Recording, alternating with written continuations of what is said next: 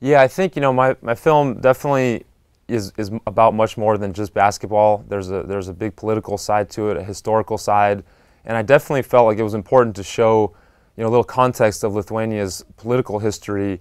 They've been kicked around a lot by first by Germany, by Nazi Germany, by the Soviet Union. They were occupied by the Soviet Union, but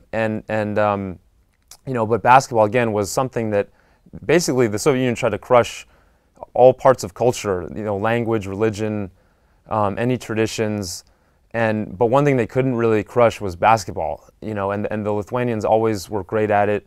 They played during Soviet times on the Soviet teams, and it became sort of a de facto, part of the independence movement.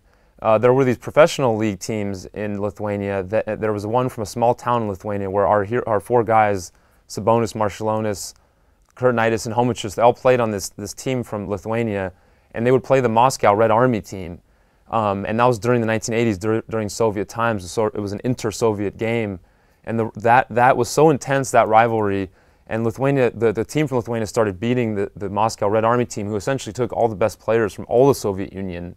And so it was a really underdog, little guy against the big guy.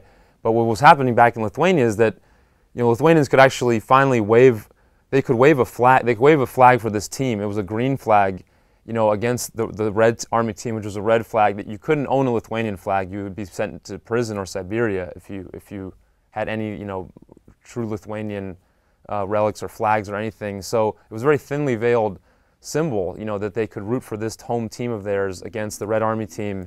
And it gave them, in the movie, it goes into how this little team gave them hope, and gave them the belief that they could beat this bigger system and bigger country. And then of course on the political side, there was a lot of interesting figures.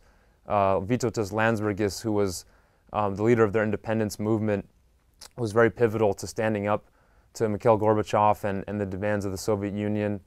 I do think another myth I tried to debunk in my film is that a lot of people, especially in the West, believe that the fall of communism happened at the fall of the Berlin Wall, at the same time as the fall of the Berlin Wall, which was in 1989, which was not the case.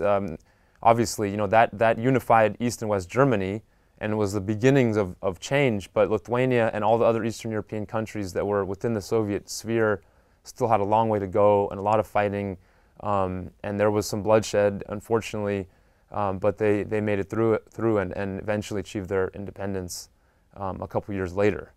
And there's a lot of events in history that happened from the fall of the Berlin Wall to that moment of freedom, which I go into in my film.